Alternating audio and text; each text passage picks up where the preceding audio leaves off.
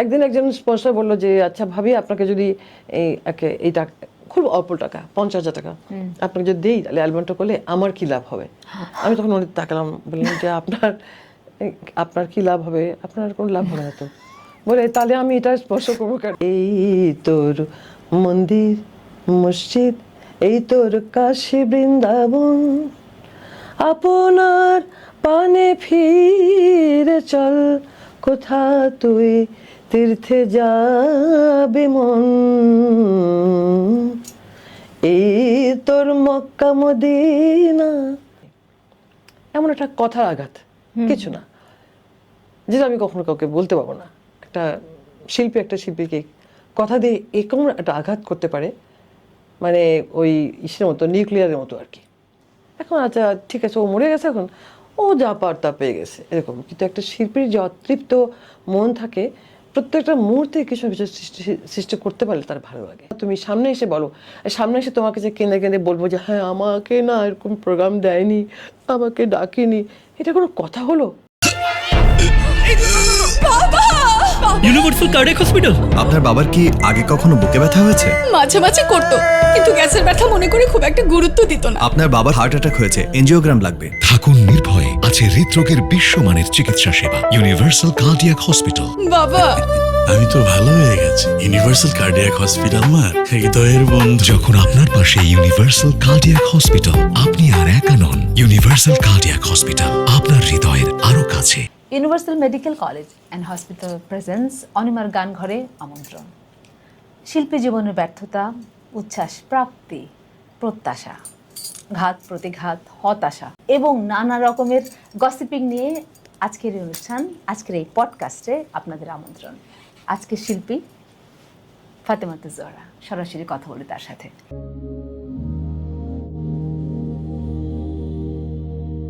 অনিমার গান ঘর।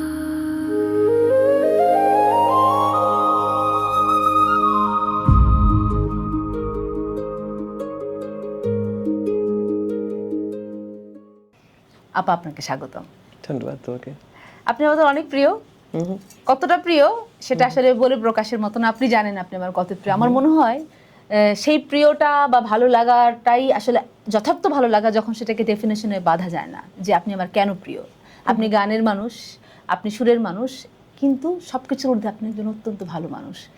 এই কথাটা হয়তো অনেকেই জানে না, আমার কাছে মানুষ বলে, আমার কাছের মানুষ বলে আমি জানি। প্রমাণ দিলেন একদম একদম। আপা, শুরুটা শুনবো আপনার অনুপ্রেরণা থেকে শুরু করি বরং আজকের আলোচনা।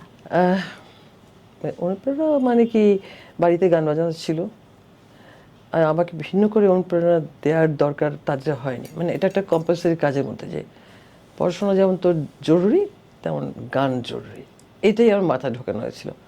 যেমন শরীর চর্চা করা দরকার, একদম যেমন নামাজ পড়া দরকার, যেমন তেমনি পড়াশোনা, তেমনি গান।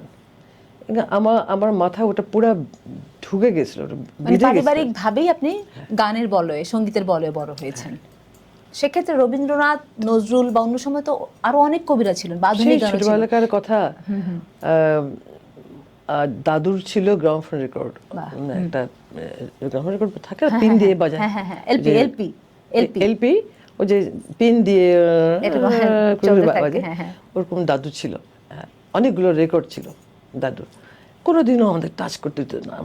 আমি তখন এত ছোট, মানে আমি এরকম চোর ছিলাম আর কি। কিরকম চোর ছিলাম, দাদু যখন বাজারে যায়, দাদুর বাড়ি তো গ্রামের মধ্যে, যখন বাজারে যায় তখন আমি ওই লুকাই যে আশপাশে কেউ দেখলো কিনা, টপ করে উঠে উপরে থেকে ওটা পেড়ে নিয়ে গ্রামোফোন পিন টিন সব চালায়, লং প্লে একটা বের করে।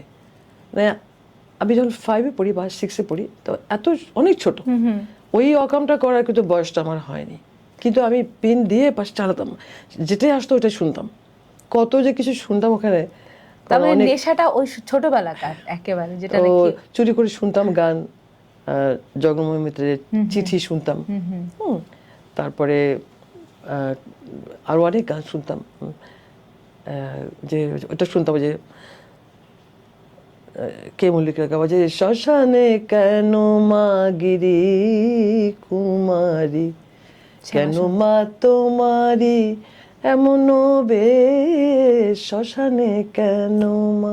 বাহ, এটা আমার অনেক চুল ছিল মাথায়, এত চুল ছিল যে চুল এরকম করতে পারতাম না, সব এরকম এসে ভর্তি, আর কোকড়ানো চুল খুব। যেই মতো শ্যাম্পু করে গোসল করে মানে শ্যাম্পু করে গোসল করতাম, আর চুল সমস্ত ফোলা, ভীষণ বেসামাল আমার জন্যে।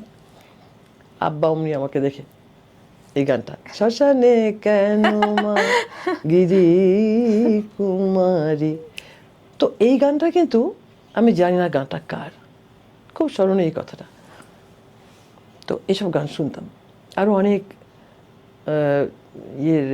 মানে জোক শুনতাম, রেকর্ডে যেসব থাকতো। দাদু মানে বাজার থেকে ফিরে আসার আগে আবার প্যাকেট ট্যাকেট লুকা। একদিন ধরা পড়লাম ঠিকই, কিন্তু বুঝতে হয়তো পারলো দাদু, কিন্তু ধরেনি আমাকে, অ্যারেস্ট করেনি। গানই তো শুনেছে।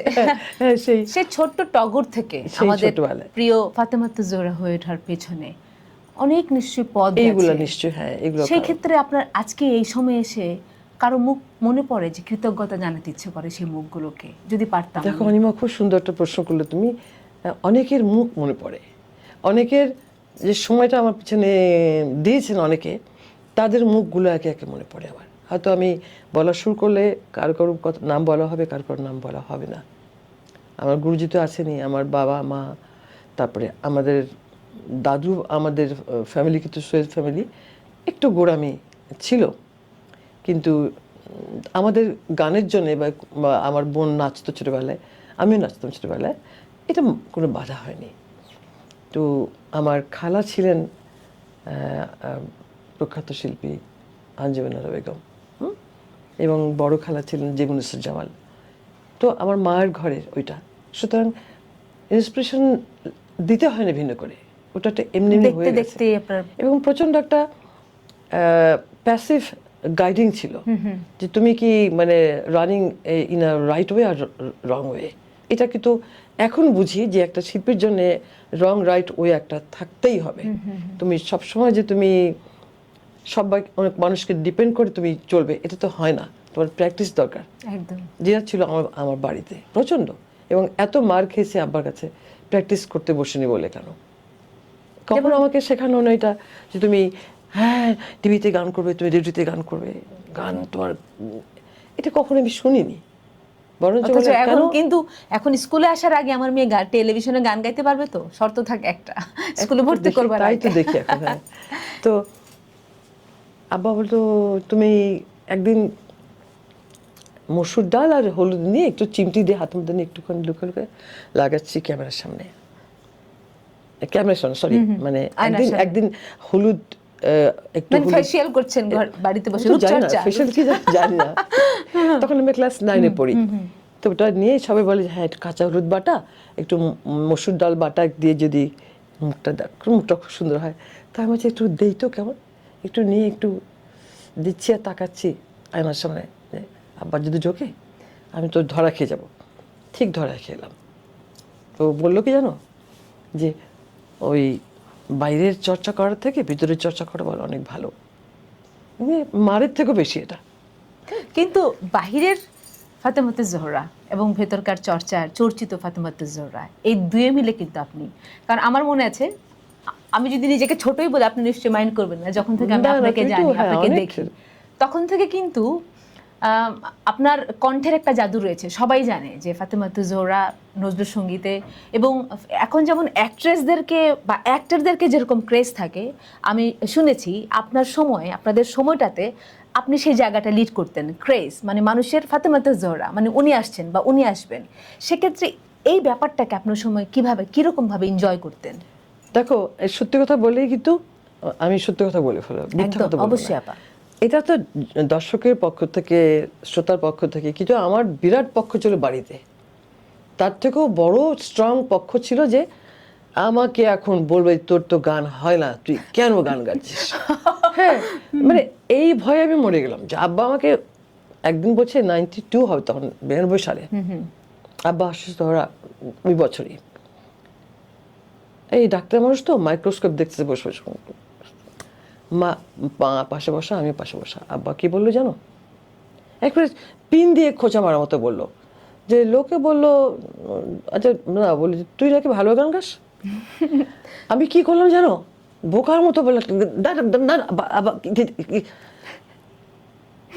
কে বলছে ঠিক না ঠিক। মানে আপনার কাছে আমি এত অ্যাব্রাপ্টলি বললো কথাটা, ভয় ভয় পেতাম তো সবসময় যে প্র্যাকটিস না করলে বকা হয়তো হবে, খারাপ কথা বলবে বা হ্যাঁ, হ্যাঁ। নেগেটিভ কিছু বলবে। ঠিক। আমি বললাম অথচ যে প্রশংসা। না না না না, আম্মা তো বুঝতে পারলো। আম্মা বললো কি, আব্বা বললো যে ওই লোকে বলে, মানে উনি বলছেন না। আচ্ছা আম্মা বললো যে এটা আচ্ছা, অনেক বড় আশীর্বাদ। আম্মা বলে যে, ওই তো বললাম তো যে হ্যাঁ। কিরকম স্ট্রং, আমি জানি না এটা কি ছিল। আম্মা বললো আচ্ছা তুমি জীবনে ওকে একবার একটু প্রশংসা করো, একবার একটু ওকে অ্যাপ্রিসিয়েট করো। কিছু বললো না, উত্তর নাই। তো একটু পরে বলছে যে এই আকার উকার একার এগুলো একটু ঠিক তাও তাও সব ম প এইসব একটু ঠিক করে বলা সমালোচনার উচিত তো। ভিতর দিয়ে আলোচনা। কোনো সময় বলেনি। লোকে বলছে আপনি একটু আপনার মেয়েকে টেলিভিশন নেন, রেডিওতে নেন। টেলিভিশন রেডিওতে কী হবে, কেন, ওকে ভালো গাইতে হবে আগে, এই ভালো গাইতে হবে এইটাই। যখন প্রথম বিজ্ঞাপন করলাম দেখে বললো যে এই বিজ্ঞাপন তো ভালো ঘরে মেয়েরা করে না। এই কি মুশকিল। তার মানে আমাকে আমার শান্তিনিকেতন না, ইন্ডিয়াতে স্কলারশিপ হয়েছিল এটা 74 সালে। হাই কমিশন ডেকে বলে তোমাকে স্কলারশিপ দিচ্ছি, তুমি কোনটা পছন্দ করছো, মরিস, বড়দা নাকি শান্তিনিকেতন, কোনটা? আমি বললাম কি খুশির ব্যাপার। আমি বললাম যে আব্বাকে বলতে হবে। ও তো তখন স্যারের বাসায়, মানে এই যে আমাদের প্রফেসর আপা খানম মমতাজ, এনার কথা আর স্যারের কথা, ওনার হাজব্যান্ড ডক্টর মফিজ, মানে লিসা যে গান করে রবীন্দ্রসঙ্গীত, ওর বাবা মা। আমার জীবনের সব অনেক বড় একটা পার্টে ওনারা আছেন। একদম আপনি অফিয়ারও বলছিলেন তাদের সম্পর্কে। হলে প্র্যাকটিস করতে মুশকিল হতো। তো আপা বললে যে শোনো তুমি একটা কাজ করো, আমার বাসায় আসো, তুমি আমার বাসায় প্র্যাকটিস করো। প্রভুষ্ঠা আমাকে বলছেন যে বাসায় প্র্যাকটিস করতে। আমি তো হলে এই কী কথা, আমি খুব একটু শিশু সুলভ আচরণ ছিল আমার, এখনও তাই। তখন যে মা আপা আমার গান করতে, হ্যাঁ যাবো তো, গেলাম, ওখানে গান করি, ওখানে প্র্যাকটিস করি। তারপর বললো যে স্যার বললেন যে এই মেয়ে শোনো, তোমার জন্যে এই বসার ঘরটা তোমার জন্য 24 ঘন্টা খোলা। বাহ, যখন তোমার গান করতে ইচ্ছো তখন তুমি এখানে এসে গান করবা, বুঝছো, কিন্তু প্র্যাকটিস বন্ধ করো না, বুঝছো। তার মানে আপনার কণ্ঠ, আপনার গান মানুষকে এমন করেই বিমোহিত করে রেখেছিল। মানে এটা একটা কি, আপা আপনি কি সিন্ডিকেটের শিকার হয়েছেন? সিন্ডিকেট আমি মানে জানি না। গ্রুপিং এটাই একটা কথা। আওয়ামী লীগ সময় আসলে বলে যে ও বিএনপি, আর বিএনপি আসলে বলে যে ওটা আওয়ামী লীগ। এইটার মানে গ্রেট সিন্ডিকেট, মানে মাস মোর দ্যান সিন্ডিকেট। কারণ একটা শিল্পীর কখনো থাকে সরাসরি যারা কোনো গ্রুপ করে, অনেক করতে পারে সেটা কথা। আমি নজরুল সঙ্গীতের কোনো গ্রুপ বা নজরুল সঙ্গীতের কোনো গুটি কয়েক হতে শিল্পী পারে, আপনাকে হতে পারে, আপনার হতে যাওয়ার, পারে। আপনার যে জায়গাটা পাওয়ার উচিত ছিল, এটা না আমি জানি না, খোদা আমাকে যেখানে রাখবেন আমি আপনি সেখানে একদম থাকবো। পারফেক্ট জায়গায় আছেন আমার মনে হয়। কারণ কি, জায়গাটা তো জনসাধারণের হৃদয়, মানুষের ভালোবাসা। হ্যাঁ। আমি একজন রবীন্দ্রসঙ্গীতের শিল্পী হয়ে আমি আপনার ভক্ত। যখন আপনি তেপান্তরের মাঠে গান, তখন আমি তেপান্তরের মাঠটা দেখতে ভালো পাই। লাগে। একদম বাহ, আপা, আমি মাশাআল্লাহ। এই যে দেখতে পাই একজন রবীন্দ্রসঙ্গীত শিল্পী হিসাবে আপনি নজরুলের গানের মধ্যে দিয়ে আমাকে সেই তেপান্তরের মাঠে নিয়ে যাচ্ছেন, এটাই তো সবচেয়ে বড় প্রাপ্তি, আপনার অর্জন। আমার মনে হয় যে এইটাই সবচেয়ে, এই যত কথাটা- সিন্ডিকেট হোক যাই হোক, এটাই আপনার জয়, এটা এই আপনার কথাটা অর্জন। যে বলা যায় এইভাবে, যে তুমি যখন গান করছো সুর তোমার একটা ভিজুয়ালাইজ হচ্ছে আমার সামনে, আমি দেখতে পাচ্ছি, বা আবার এটা দেখতে একটা পাই। বিরাট ব্যাপার। হ্যাঁ, যাই হোক, আপনার মধ্যে আপনার পারফরমেন্সের একটা ম্যাজিক্যাল ব্যাপার আছে আপা। এটা আপনি কি নিজে নিজে আয়ত্ত করেছেন না কাকু ফলো করেছেন কখনো? এই জায়গাটা আমি দেখি অনেকক্ষণ ধরে আপনি কেউ বোর হয় না। লাইক একটা সিনেমা দেখি যখন আমরা, একটা নাটক চলছে যখন, মানে মঞ্চে আপনি আটকে রাখেন, এরকম গ্রিপ করে রাখেন। আমি টেলিভিশনের কথা বলছি না, মঞ্চের কথা বলছি। এই ম্যাজিকটা কি করে আপা শিখান না কঠিন আমাদেরকে? প্রশ্ন, খুব কঠিন প্রশ্ন। আমি একটা জিনিস জানতাম ছোটবেলা থেকে। একদিন একটা ঘরোয়া আসরে আমি 8 ঘন্টা গান করেছি, এক নাগারে 8 ঘন্টা গান করেছি, মাঝখানে একটু চা বিরতি। তো 8 ঘন্টা পর বললাম, তো অবশ্যই রাত ভোর হয়ে যাচ্ছে, ঘরোয়া আসরগুলো তো এরকমই হয় আর কি। তো বললো যে, আমি বললাম তাহলে এবার এইটা শেষ করে দিচ্ছি। তো কিছু লোক বললো যে আপা এটা হয় না, হবে না। কেন? বলে আপনি কতক্ষণ গান করেছেন? আমি সে বলেন কি, তখন চমকে গেলাম। আমি যে 7 ঘন্টা হয়ে গেছে, 8 ঘন্টা। বলে আপা 7 ঘন্টা তো হয় নাই, 7 মিনিট হবে।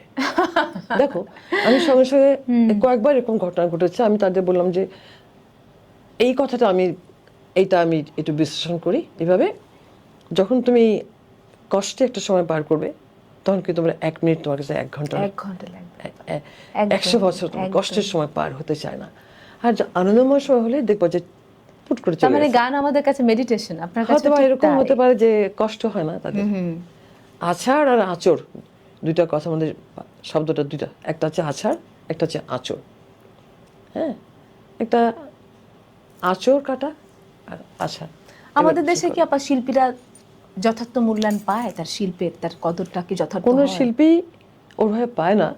লোকে বলে যে তুমি তো পেয়েছো অনেক, এখন আচ্ছা ঠিক আছে ও মরে গেছে, এখন ও যা পার তা পেয়ে গেছে এরকম। কিন্তু একটা শিল্পীর যে অতৃপ্ত মন থাকে, প্রত্যেকটা মুহূর্তে কিছু না কিছু সৃষ্টি করতে পারলে তার ভালো লাগে। সেই সৃষ্টি কিন্তু লোকজনকে খুশি করা না, তার নিজের মনের সঙ্গে। যে আমি যখন বলবো যে হৃদয় নন্দন বনে নিভৃত নিকেতনে, হৃদয় নন্দন বনে, দেখো অনেকগুলো এসেন্স আমার নাকে আসছে, এসেন্স আসছে আমার নাকে, কিন্তু একটা প্রাকৃতিক এসেন্স আসছে। সঙ্গে সঙ্গে সঙ্গে কার কণ্ঠে এই গানটা শুনেছিলাম, তার কণ্ঠে কি জাদু ছিল, তার শরীরের ভেতর কী ছিল, একটা ছবি হচ্ছে, একটা দৃশ্যপট হচ্ছে, একটা আনন্দময়তা হচ্ছে। এবং এই যে রাগের এফেক্ট যেটা, সেটা হচ্ছে তুমি এর মধ্যে পুরোপুরি ভাসমান, হাবুডুবু খাচ্ছ। যখন তোমার গানটা শেষ হলো তখন মনে হচ্ছে আমি কোথায় ছিলাম। এই আনন্দ তুমি কাউকে দিতে পারবে না, তো কেউ তুমি বোঝাতে পারবে না। সুতরাং তুমি যে কথাটা বলেছো তার কিন্তু উত্তর হয় না আসলে। তো আমি মুগ্ধ হয়ে আপনার কথা শুনছি যে প্রশ্ন ভুলে যাচ্ছে আপা। দেখেন এই যে আপনি একজন নজরুলসঙ্গীতের কত বড় মানুষ, আমি সেটা বলবো না, সেটা অডিয়েন্স জানে। এই যে একটা রবীন্দ্রনাথের গানের উদাহরণ দিয়ে এবং একটু ধ্রুপদাঙ্গের একটি গানের একটি লাইন গিয়ে আপনি উদাহরণটা টানতে পারলেন, তার মানে আপনার চর্চায় রবীন্দ্রনাথ ছিল, আপনার চর্চায়, দীক্ষায়, শিক্ষায় কখনো মননীয়, হ্যাঁ, শিক্ষা। কখনো মননীয়। কিন্তু এই প্রজন্মের ছেলেমেয়েরা মানে নিজে যে গানটা গাইছে, হয়তো সেই গানটারও যে যথার্থ কদর দিয়ে তারা গিয়ে তারপরে একটা একটা প্রত্যাশার জায়গা তারা গড়ছে তা নয়, খুব তাড়াহুড়া করছে। সেক্ষেত্রে কি আপনার কিছু বলবার আছে আসলে? না, বলার কিছু নাই, কারণ যুগের যে বিবর্তন, যেটা সভ্যতার বিবর্তন, এতে তোমাকে শিকার হতেই হবে, তাই না? তো যদি বলো যে এখনকার বাচ্চারা ওটা করছে না, তাহলে বলবো যে হয়তো শিকার হচ্ছে, শিকার কিন্তু তখনও হয়েছে, এখনো হচ্ছে। হ্যাঁ, যে আপনাদের হাতের সময় কি এরকম মোবাইলের মধ্যে ছিল? সবকিছু আপনাদের ready। সময় কি তাড়াহুড়ার? দেখো মোবাইলের মধ্যে সবকিছু। একদম। আমি যখন প্রথমে এই গানটা, একটা গান শুনেছিলাম, মাথার মধ্যে ঢুকে গেছে, তখন আমি 7-এ পড়ি। তো ভাবলাম যে গানটা কি ব্যাপার, এইবার মনের মধ্যে একটা সবসময় একটা কি যেন আমাকে ধাওয়া করছে আমার মনটাকে, এইটার গানটা একটু যদি গলায় একটু তুলতে পারতাম, গলার মধ্যে যদি গানটা হতো।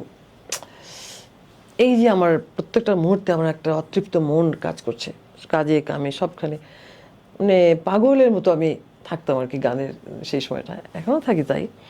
তো তখন পাগল না হলে আসলে অর্জন করা যায় ঠিক, না। ঠিক। প্রেম বলেন, ভালোবাসা বা তোমাকে নেশা অনেকগুলো বা যা গানের নাম কিছু। বলতে পারবো, তখন আমি অনেক ছোট। একদিন শুনি যে ওই গানটা হচ্ছে যে আমি পুরব দেশের পুরো নারী, এই গানটা যখন শুনলাম, গাইছেন ফিরোজা বেগম। বাবা, কত বড় শিল্পী উনি, আগে কোথায় কোন নক্ষত্রে বসবাস করেন কি, মানে আমার ওই বয়সটাও হয়নি জানার জন্য। দিন রাত শুনতে শুনতে শুনতে তখন 7-এ পড়ি।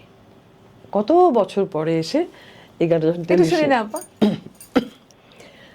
আমি পুরাব দেশের পুরো নারী, খুব গলা ভাঙা কিন্তু, গা গরি ভরিয়া এনেছি গো অমৃত বাড়ি পুরাব দেশের পুরো নারী। এই গানটা যখন রেজিস্টার করছিলাম টেলিভিশনে, অডিশন হওয়ার পর, পাস করার পরে, যখন প্রথমের দিকে 2-একটা প্রোগ্রামের মধ্যে এটা আমি সবাইকে একটু রিহার্সাল করাচ্ছেন, সবাই গ্রুপ করে গানটা করো বলে। আপা ছিলেন পাশে, আমাদের শ্রদ্ধেয় আবু জাফর সিদ্দিকী প্রডিউসার ছিলেন, তার রুমে। তখন উনি বলছেন যে মেয়েটি কে? আবু জাফর সিদ্দিকী আমার রুমে আমার যে ফাতেমা আপনার যেহেতু একটা গুড নিউজ। আমি একবার নতুন টেলিভিশনে, ভাই কি গুড নিউজ? উনি তো বলেন এই কথা যে ফিরোজা বেগম বলছেন যে আপনি যদি শিখতে চান তাহলে উনি আপনাকে শিষ্য করতে চান। যাই হোক, এইসব ঘটনা তো অনেক আমাকে অনুপ্রেরণা, যে প্রথম প্রশ্ন করেছিলে, অনুপ্রেরণা তো একটা দুটা না, খালি কেউ আমাকে বলে হ্যাঁ গাও গাও গাও, এটা না, অনেকভাবে একটা মানুষ অনুপ্রাণিত হয়। আমার টেলিভিশনের প্রথম যে সিলেকশন গানের, এটা করেছিলেন আমাদের শ্রদ্ধেয় মোস্তফা মনোয়ার ভাই। হ্যাঁ, অন্য গান একটা সিলেকশন হচ্ছিল, উনি বললো তুমি এই কালকে আমাকে এই গানটা শুনেছ, ওটা করবা। এরকম না, অনেক বড় বড় শিল্পীদের প্রশংসাও কিন্তু অনেক ক্ষেত্রে অনুপ্রেরণা হয়ে যায়। সাংঘাতিক। আমার মনে আছে আমি শিল্পী সংস্থার একটি গান তখন করলাম। আমার বয়স ছিল মাত্র 22 বছর, 22 কি 23। এরকম সময়গুলো কিন্তু এই সময়গুলোই তো আসল সময়। মানে তো উনি বলেন তুমি ওইটা করবে, গানটা জোছনা করেছে আরি। এই গানটা যখন শিখেছিলাম আমার মনে পড়ে, গানটা কিন্তু এখনকার মতো এখনকার ছেলেমেয়েরা ভাবতেই পারবে না তখন কত কষ্ট করে গান শিখতে হতো সেই সময়। একদিন শিখে এক সপ্তাহ অপেক্ষা করতে হতো কবে আবার গুরুর সাথে দেখা হবে। গুরু তো আসেনি, গুরু শেখান তো হলো না, হলে তুমি রেডিও টেলিভিশন থেকে গানটা তুমি চট করে শিখতে পারবে না, কবে বাজবে আবার তবে তুমি শুনবে। আমার তো রেডিওতে যত গান হতো অনুরোধের আসরে, কোনো গানের প্রেলিউড মিউজিক বাজার সঙ্গে সঙ্গে বলে এটাই গান, যে কোনো গান, সব পাকিস্তানের গান বলতো, পাকিস্তানের সময় পাকিস্তানের গান বলো, ইন্ডিয়ার গান বলো, যে কোনো গান বাজার সঙ্গে সঙ্গে বলতাম যা এটা ওই গান। তো তখন আমি শুনেছি বেগম আক্তার ওনার গাওয়া এই গানটা রেডিওতে শুনলাম, তখন ওই যে ওয়েভে আওয়াজ হচ্ছে, উনি গাইছেন জোছন কোয়েলিয়া গান থামায় এবার, কোয়েলিয়া গান থামায় এবার, কুহুতান ভালো লাগে না আর কোয়েলি। আমি বললাম যে এটা কি গান, এটা কি গান, এরকম জানারও কোনো বুদ্ধি নাই যতক্ষণ পর্যন্ত আমরা গুরু বাসায় এসে বলবো যে এটা এই গান, এটার হিস্ট্রি এরকম বা এরকম। আমি তো হিস্ট্রি জানার আগেই তো গানটা আমার সুরটা মুখস্থ হয়ে গেল। আপনাদের এই যে জার্নিটা, মানে আমাদের সময় পর্যন্ত আমার মনে হয় একটা অনেক কষ্টের পর অর্জনগুলো হচ্ছে। কিন্তু এখন আপা এই যে এতগুলো কষ্টের পর এখন দেখা যাচ্ছে 80, 82, 85 বয়স হয়ে গেছে একটা শিল্পীর, হয়তো সে 50 বছর ধরে গান করছে বা আরও বেশি সময় ধরে গান করছে, কিন্তু তার ঝুলিতে কোনো পদক, রাষ্ট্রীয় পদক জুটছে না, অথচ 4-5 বছর ধরে কেউ একটা প্রতিষ্ঠান চালিয়ে বা হয়তো কোনো একটা, আমি বলবো গিমিক দেখিয়ে সে একটা 21 পদক পেয়ে যাচ্ছে। এইটাকে আপনি কিভাবে মূল্যায়ন করবেন, কিভাবে দেখেন আপা? এটা তো সামাজিক মূল্যায়ন বলতে পারো, সেটা তো অনেকভাবে হতে পারে। আমি মনে করি যখন তোমার মূল্যায়ন, এটা একটা এমন কঠিন, স্বীকৃত, জনগণ স্বীকৃত, সেটা একটা বিশাল, ওটা কিন্তু পুরস্কার দিয়ে ওটাকে মূল্যায়িত করা যায় না। কিন্তু আপা পুরস্কার তো আছে, আর যখন যেহেতু আছে পদক বলে একটা ব্যাপার রয়েছে, সেক্ষেত্রে কেন যোগ্য মানুষটা পাবে না? যখন তোমার মনে হবে যে এ যোগ্য না কিন্তু সে কেন পেল, তখন বুঝতে হবে যে পিছনে কি কারণ ছিল। হ্যাঁ, সেই কারণের জন্য তো আমাদের এইটার আলোচনা করার কোনো দরকার নাই বলে মনে করি, মন খারাপ হয়ে যায়। কিন্তু আপা আমরা যদি আলোচনা না করি, আপনি যদি ধরেন একটা ঘটনা ঘটলো, সেটা কৃষক শ্রেণীর আলোচনা, এখন একজন সায়েন্টিস্ট যদি চুপ থাকে, কৃষকের সাথে তো সায়েন্টিস্টেরও যোগাযোগ রয়েছে, কৃষক উৎপাদন না করলে সায়েন্টিস্ট খাবে কি? এখন একজন আমাদের রবীন্দ্রসঙ্গীত শিল্পী বিপদে পড়লো, আমি যদি নজরুলসঙ্গীত শিল্পী চুপ থাকি, সেই বিপদটা একজন নজরুলসঙ্গীত শিল্পীরও হবে। সেক্ষেত্রে তাই না, এই যে আমরা চুপ থাকি, আমরা যে কেউ কারো পাশে গিয়ে দাঁড়াচ্ছি না বলেই সাদি মোহাম্মদ স্যারদের মতো মানুষকে আত্মহত্যা করতে হয়। এরকম সাদি কোনো কথা বলেনি তো কখনো, ওর কষ্ট কখনো বলেনি। ওনার কথা আমাদের বলা উচিত ছিল, আমরা বলিনি বলেই এই ক্ষয়টা হয়েছে, এবং ভবিষ্যতে আরো হয়তো ক্ষয় হবে। ঘরে বলেছি, কিন্তু আসল জায়গায় বলা হয়নি, বা কোথায় বলবো, কার কাছে বলবো। ওই কষ্টগুলো, এটা বললাম যে সামাজিক মূল্যায়নের ব্যাপার। যাকে যোগ্যতা হয়নি, অযোগ্য বলে মনে হচ্ছে, সে যখন পুরস্কারটা গ্রহণ করছে, আমি মনে করি ওটা তার জন্য একটা লজ্জা, তার জন্য বড় অযোগ্যতা, অনেক লজ্জার বিষয় এটা, যে আমি যোগ্য হইনি কিন্তু আমি এই পদকটা কেন পাচ্ছি, কেন গ্রহণ করছি। আমি তো রিফিউজ করতে পারতাম। একদম রিফিউজ করতে পারলে কিন্তু পারতাম যে ওটাই আমি- কিন্তু আসল পুরস্কার হতো তার জন্য, যে আমি রিফিউজ করার মতো ঠিক। শক্তিশালী, আমি এটা পারি রিফিউজ করতে। হ্যাঁ, এটা তো নিজের ব্যাপার, এটা তো আর তুমি আমি বলে কিছু হবে না। তবে বলেও যে কিছু হয় না তাও তো প্রমাণিত হলো, তা এত প্রমাণিত কিছু হলো। বলার পরও যে কিছু হলো না। আপা, কোন ভুলটা করতেন না জীবনে? এমন কোন ভুল কি জীবনে ছিল যেটার জন্য আফসোস হয় যে এই ভুলটা না করলে হতো আমার জীবনে? ভুলটা না করলে হতো? ভুলটা আমি বলবো যে আমি খুব মানে ফাঁকি দিতাম পড়াশোনায়। পরে মনে হতো যে একটু যত্ন নিলে কি হতো, তার তো আমি ভালো অনেক উচ্চশিক্ষিত হতে পারতাম। মানে উচ্চশিক্ষিত মানে আরো অনেক উচ্চ, মানে বিশ্ববিদ্যালয়ের শিক্ষক হতে পারতেন তাহলে নিশ্চয়ই, না এরকম কি? বিশ্ববিদ্যালয়ের শিক্ষক কি আমি ওটা বুঝতাম না।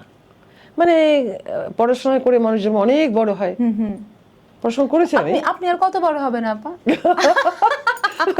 এটা মনে হয় আর কি। না অ্যাটলিস্ট আমি অঙ্কে পাশ করতে পারতাম না, ফেল করতাম। অঙ্কে ফেল করি আর অন্য থ্যাংক সব। গড আপনি অঙ্কে ফেল করেছিলেন না বাবা, ফেল করতেন বলে আমরা ফাতেমা জানো, জোহরা আপাকে এখন পেয়েছি। আমি টাকা গুনতে গেলে টাকা বের করে কত হলো, কত টাকা, এই তোকে 10 দিলাম, তোকে গুনে বলে এটা খালাম্মা এটা তো 9, আবার গুন 9 এর কথা, এই তোকে 10 দিলাম, খালাম্মা এটা তো 11 আছে, যো আচ্ছা দে আগে। আমি বুঝতে আর ওরা আমি অঙ্কে আপা এই একজন শিল্পী অঙ্কে কাঁচা হবে এটাই স্বাভাবিক। তো আমার মনে হয় এটা মনে কিন্তু চাচা অঙ্কে আপা, কেন? ভালোবাসাও কি কাঁচা আপনি? ভালোবাসা কাঁচা, একটু কাঁচা বলতে পারো। ভালোবাসা কারণ ভুল হয়েছে? আমার মনে হয় যে মানে কি গান বোঝে না, যে সুর বোঝে না, সেই মানুষটার সঙ্গে ওই ভালোবাসাটা হয় না, হয়নি আমার সেটা। আচ্ছা, সত্যি বলতে হয়নি।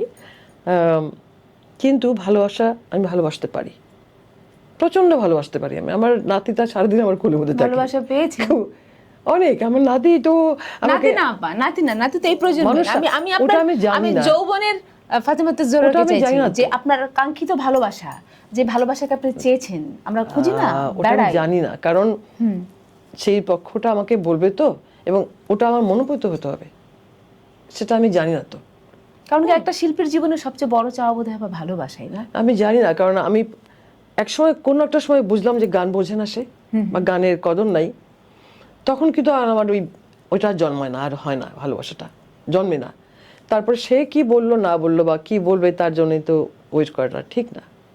তবে শিল্পীরা একটা সেলফ ক্রিয়েট করতে পারে, একটা কল্পনাতে হয়তো ভাবছে যে এই মানুষটা বা এই প্রেমটা আমাকে কোন একটা জায়গায় জাগ্রত করছে, কোন একটা জায়গায় আমাকে কিছু দেখাচ্ছে, কিছু, এটা হতে পারে হয়তো সেটা একসময় স্বপ্নভঙ্গ হয়ে যায় হয়তো, তখন কিন্তু খুব খারাপ লাগে, আরে এ তো বোঝে না সুরের যে ব্যাপ্তি, সুরের যে ডিভাইন ওয়ার্ল্ড, ওটার মধ্যে সে ঢুকতে পারছে তার সে ক্ষমতাটা হয়নি।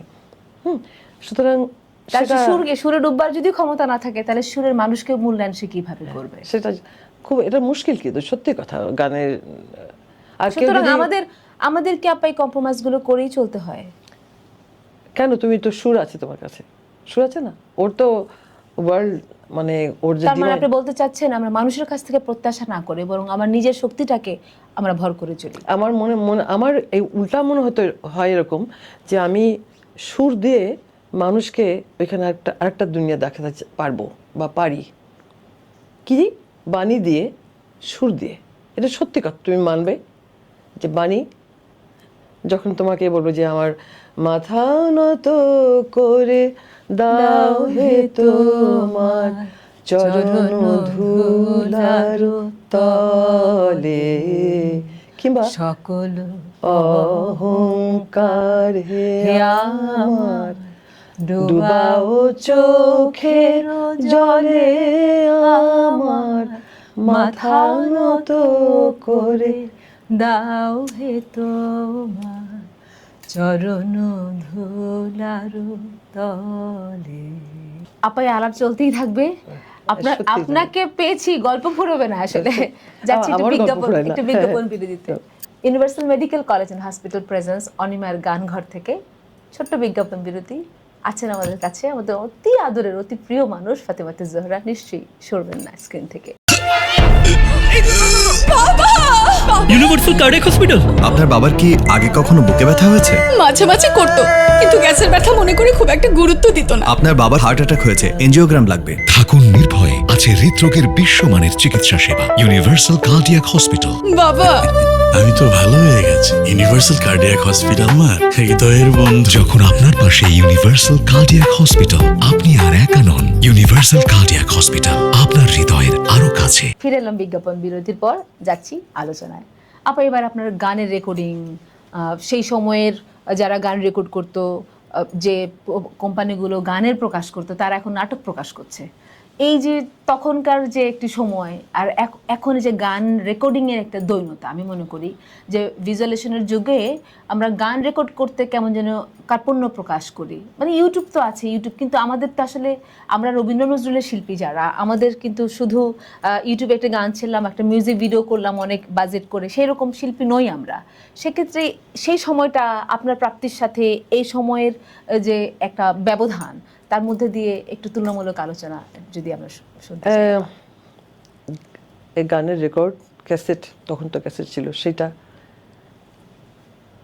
এইগুলো নিয়ে অভিজ্ঞতার ঝুলিটা কিন্তু খুব একটা সুখকর না, মোটামুটি অবিমিশ্র একটা ঝুলি। তাতে যদি স্পষ্ট করে তুমি আমাকে বলতে বলো, তাহলে বলবো যে আমি তো অ্যালবাম বা সিডি বা যাই কিছু করে একটা পয়সা কখনো কি বলে ওটাকে উপার্জন করা, ওই যে রয়্যালটি না কি বলে, রয়্যালটি পাওয়া, সেগুলো পাননি কখনো হয়নি। দু একটা অ্যালবামে কিছু টাকা দিয়েছিল এককালীন, এবং সেটা এত এত কম পরিমাণ টাকা। আপনার গান কি স্পন্সর করেছে বা রেকর্ড স্পন্সর? স্পন্সর কেউ করেনি। স্পন্সর চেয়েছি, বলেছি, কিন্তু তাদের প্রশ্ন গান স্পন্সর করেনি। বললাম না যে সেই ঝুলিটা কিন্তু অনেক আফসোসের, তিক্ত বলবো না, অবিমিশ্র বা তিক্ত খানিকটা, বা একটা অনীহা, আর গান করবো না, যাও রেকর্ড করবো না, দরকার নাই। আমি তো পয়সা কোথা থেকে দেবো? একটা গান করতে যে একটা রেকর্ডিস্ট যদি বলে যে আপনি 30,000 টাকা করে আমাকে দিবেন, তো আমি বলো ওকে কি করে আমি তাকে 30,000 টাকা করে দিয়ে একটা গান করবো? তারপরে একদিন একজন স্পন্সর বললো যে আচ্ছা ভাবি, আপনাকে যদি এই টাকা, খুব অল্প টাকা, 50,000 টাকা আপনাকে যদি দিই, তাহলে অ্যালবামটা করলে আমার কি লাভ হবে? আমি তখন অনেক তাকালাম, বললাম যে আপনার কি লাভ হবে? আপনার কোনো লাভ হবে না তো। বলে তাহলে আমি এটা স্পর্শ করবো কেন? আমি জানি উনি কি মিন করে বলছেন। উনি কি আলুর ব্যবসায়ী আপা? না, আমি জানি না কি ব্যবসা হতো করতেন। তো আমি আর আমার হাজবেন্ড জানতাম যে ওনার টাকা টুকা আছে, তো টাকা টুকা চাইলে দিবে হয়তো না। তো বললাম, তো বলছি ভাবি আমার প্রশ্নটা উনি একটু বোকার মতো করেছিল আর কি মনে হয়। তো উনি বলছে তাহলে আমার লাভটা কি? আমি বলছি আপনার তো কোনো লাভ হবে না। ও বলবে ভাই আপনার তো লাভ হবে না, আমারও তো গান জ্বলে, মানে আপনার টাকাও জ্বলে, আমার গানও জ্বলে। এই যে জলে যাওয়ার ব্যাপারটা বললাম, এটা কিন্তু একদিন আসিফের সঙ্গে কথা বলছিলাম। আসিফ দেখি পুলিশ দিয়ে ঘুরে বেড়াচ্ছে, তো আমি বললাম যে এই ব্যাপারটা কি? তুমি বলে আমার সব টাকা তুলতে হয় দোকান থেকে। আমি আসিফ তো শেখাও তো আমাকে বুদ্ধিটা। তো আসিফ বলছে টগরাপা আপনি পারবেন না এটা করতে। তাহলে বোঝো যে ব্যাপারটা কিরকম, খুব কষ্টকর, খারাপ লাগার। টাকা তোলা বা টাকা পাওয়া না পাওয়া, কোম্পানির সঙ্গে যে যুদ্ধ করতে হয় আমাদের, যে টাকা দাও গান করে, এটা তুমিও প্রত্যেকটা আর্টিস্টের ফেস করেছে, এবং এটা বিশাল জীবনের কথা। এখনকার শিল্পীরা এই দুঃখের কথাটা বুঝতেই পারবেন না যে এটা কি রকম ব্যাপার। এখন তো একটা দুটো গান করি আমরা, সব করি ইউটিউব দেখে মিউজিক করি, নকল করে মিউজিক করি, কত কিছু আছে, গিমিক একেবারে ধাম করে ইউটিউবে একটা গান হইলো। তো আমাদের তো সেটা না, যেমন সরাসরি নজরুলের 12টা গান সরাসরি রেকর্ড করলাম আমি। আমার তো অনেক হয়তো করেছে সরাসরি, কারণ এটা আবার ট্র্যাক হবে, তবে ভয়েস দেবে, এটা তো কল্পনাই করা যাচ্ছে না। তখন আমার বাচ্চা দুটো, একটা ছোট একটু একটা, একটা এত বড়। আমি যখন স্টুডিওতে ভয়েস দিচ্ছি, সামনে মিউজিশিয়ানরা আর আমি, আমার মানে ভয়েস বুথ থেকে বেরোয় আসছি, সরাসরি তারা আর আমি, ওনারা সব মুখোমুখি, আমি এভাবে রেকর্ডিং হচ্ছে। আর ওই ভয়েস বুথের মধ্যে, এই কার্পেটের মধ্যে আমার বাচ্চা দুটো শুয়ে ঘুমাচ্ছে, রাত বাজে 1:30। কত কষ্ট। গানের মধ্যে টাকা, কোনো দর্শক কি কেউ জানে যে আমি কিভাবে ভয়েসটা দিলাম এখানটায় সরাসরি? হ্যাঁ, এখন সেই গানগুলো ইউটিউবে দেখি মাঝে মাঝে, কেউ হয়তো লোড করেছে কোথাও, আমার কাছে কোনো খোঁজও নাই কে লোড করলো না করলো। কারণ আমি ওটা পিছিয়ে ঘুরে বেড়াই না কখনো। তো এই যে ভয়েস দেওয়ার যে কষ্ট, হ্যাঁ, আর তো যাওয়া আসার কষ্ট। আপা পারিশ্রমিকে ঠকেছেন, প্রোগ্রাম গেছেন প্রোগ্রাম করতে? হ্যাঁ, কি কোথায় প্রোগ্রাম ছিল, টাকা তো তো খামেও দেয়নি টাকাটা। হ্যাঁ হ্যাঁ। তো আমি যখন গাড়িতে উঠতে যাচ্ছি তাতেও তখন দিয়ে যাওয়ার, আচ্ছা ঠিক আছে থ্যাংক ইউ, তো টাকা দিলাম যে হাতের মধ্যে বেশ ভালো একটা ওজন। আমি কিছু চাইনি, বলিনি, হ্যাঁ হ্যাঁ। দিল। তো যখন খুললাম দেখলাম প্রথমে একটা 1000 টাকার নোট, তারপরে 500 টাকার নোট, তারপরে 10 টাকা 20 টাকা। ভাবলাম যে ব্যাপারটা কি, এখন ওইটা কার প্রোগ্রাম ছিল, এটা মানে তোমার জন্ম হওয়ার আগের কথা বলছি। সুতরাং ঠকে যাওয়ার ব্যাপারটা, এটা তো আপার কি কোনো নিজেকে মূল্যায়ন, এখন যেমন শিল্পীরা একটা পুরস্কার পেলাম, আপনি তো 21 পদক প্রাপ্ত, একটা পুরস্কার পাওয়ার পরেই হয়তো 50,000 নিতেন, তারপরেই হয়তো 2 লাখ হয়ে গেল পেমেন্টটা, না, বা আমি কখনো আপনার কি কোনো এরকম নির্দিষ্ট কোনো মানে আপনার কি ম্যানেজার আছে বা আপনার প্রোগ্রামে যে আপনি এই পরিমাণ টাকা না হলে যাবেন না, এরকম কিছু রয়েছে? না, আমি এটা করিনি কখনো, আমি করিনি। আমার বিবেক আমাকে বলেছে তোমার এটা করা ঠিক না, কারণ তুমি গাচ্ছ নজরুলের গান, এই গানটা ওখানে প্রেজেন্ট করাটাই তো, তারা যে দর্শকটা তোমাকে বলছে নজরুলের গানের শিল্পী হিসেবে, এটা তো বিরাট। তুমি চিন্তা করে এই জিনিসটা ভাবা যায়? আমি যদি একটা স্টেজ মাতানোর গান, যেটা খুব এখন হিট ভাইরাল, ওই গান নিয়ে যদি গান করতে চান, তাহলে হ্যাঁ শোনেন কত দিবেন, ওইটার দামাদামি হতো। ওটা তো গান না, ওটা তো শিল্প সৃষ্টি হচ্ছে না বলে আমি মনে করি আর কি। আগেকার সময় যখন বলতাম, আমি আর্টিস্টদেরকে বলতাম যে এই কিশোরকে, তারপর আরো অন্যান্য আর্টিস্ট, হ্যাঁ তোমাদের আর্টিস্টদের আসলে উচিত শুধু গানই করা, আমি বলতাম শুধু উচিত গান করা, বলে খালি গান করলে কিভাবে দিন চলবে। সবাই এটা ফেস করতো তো, যে চাকরি একটা করতো। সুবীরকে বলতাম যে, তো বলছে যে হ্যাঁ গান করলে আমি কি করে করবো। আচ্ছা সুবীর, তুমি যে গান করো, তুমি এত সময় কিভাবে পাও? বলে ব্যাংকের প্রত্যেকটা মানুষ আমাকে এত সাপোর্ট দেয়, তাহলে জনতা ব্যাংকের যারা আছেন তারা নিশ্চয়ই যদি কেউ এটা শুনে থাকেন, তাহলে একটা কি গ্রেট মানে অ্যাপ্রিসিয়েশন যে সুবীর নন্দী মতো আর শিল্পী বলছে যে ব্যাংকের তারা আমাকে এভাবে, এটাই হচ্ছে পাওয়া আমাদের। আমার ঘরে আমার হাজবেন্ড যেভাবে আমাকে গান করতে, শিল্পীকে লালন করতে হবে ভালোবেসে, যে সে আমাদের এখানে কাজ করে, এটা আমরা উই আর প্রিভিলেজড, উনি আমাদের মুকুট স্বরূপ, তাই না? এই ব্যাপারটা যদি যতক্ষণ পর্যন্ত আমরা অর্জন না করব, ততক্ষণ পর্যন্ত আসলে শিল্পে যথার্থ মূল্যায়ন হবে না। কিন্তু একটা ইভলিউশন আছে তো, সেটা কিন্তু আস্তে আস্তে আস্তে কি করে, গানটা কোথায় ছিল, মিউজিকটা কোথায় ছিল শুরুতে, আস্তে আস্তে করে মিউজিকটা ওর পট পাল্টাতে পাল্টাতে কিভাবে একটা লাইটার ফর্মে একটা মিউজিক আসছে। এখন যে আপা এই যে শিল্পী নির্ভর চ্যানেল বা চ্যানেল নির্ভর শিল্পী, আপনি এতে কি আপনার আফসোস লাগে যে একটা চ্যানেলের উপরে, যে ওই চ্যানেলটা তো ওই শিল্পীটাই গান করে বেশি, বা একজন, আপনি তো এই চ্যানেলে বলেছে না যেটা প্রিভিলেজ কেউ হলে এটা তার লজ্জা, আমি মনে করি তাদের লজ্জা, তার লজ্জা, এটা আমাদের কিছু না, তোমার আমার আমাদের কিছু না, এইটুকু শেষ, আর কিছু বলার দরকার নেই একদম। আর যখন তুমি প্রিভিলেজ হচ্ছ, তখন কিন্তু মানুষ বুঝতে পারে, একদম দর্শক শ্রোতা সবাই বুঝতেই পারে এটা। এই যে চ্যানেল রাজনীতি বলবো এটা, সেক্ষেত্রে শিল্পীদের রাজনীতির কথা বলেন তো, শিল্পীদের কি আসলে কোনো রাজনীতিতে আসা কথা উচিত? বলছো, শিল্পীদের রাজনীতিটা করা দরকার। যেমন আমাদের কোনো রয়্যালটি আজ পর্যন্ত হয়নি, গীতিকার সুরকার কিন্তু পাচ্ছে রয়্যালটি, শিল্পীদের কোনো রয়্যালটি হয়নি, অনেক যুদ্ধ করে কিন্তু কোনো ফলাফল হয়নি, এখনো হয়নি। কারণ আমার মনে ভেতরেই কন্দলটা, যে কে এই সরকার যদি ভাবেন যে এটা একটা বিহিত করা দরকার, আমরা তো অনেক সিটিং করেছি, মিটিং করেছি মন্ত্রীদের সঙ্গে, কিছু হয়নি, তার মানে শিল্পীদের কোনো বেল নাই আর কি, এক কথায়। আপা আফসোস শুনবো, জীবনের আফসোস কি আছে? কোনো আফসোস? কোনো আফসোস নাই। কারণ কি জানো, আমি বলি সবাইকে, বই কথাটা বলি যে আমরা আফসোস নাই এই জন্য যে আমি যা পেয়েছি এটার আমি জানি না কি পেয়েছি, মানে যা আমাকে আল্লাহ যার প্রমাণ বর্তেছে না, কেন পেয়েছি বলবো না, যা বর্তেছে না এটাই তো, এটাই শকর করি না আমি, কিন্তু আমি যা পাইনি তার জন্য আফসোস কেন থাকবে আমার? এটা কেন করি আমি, এটা বলি তোমাকে, কারণ আমি মৃত্যুকে খুব বিশ্বাস করি, সাংঘাতিকভাবে আবার মৃত্যুকে বিশ্বাস করি, একটা চরম আলটিমেট। হ্যাঁ, সেখানে তুমি কেন আফসোস করবে, কী জন্য আফসোস করবে, কার জন্য আফসোস করবে? মানে যা হলো, পৃথিবী তোমাকে এই পৃথিবীতে জন্মে সৃষ্টি করে তোমার উপর দিয়ে যা যা বয়ে নিয়ে গেল পৃথিবীর সময়, হ্যাঁ, তুমি তার কোনো একটা ঋণ শোধ করতে পারবে?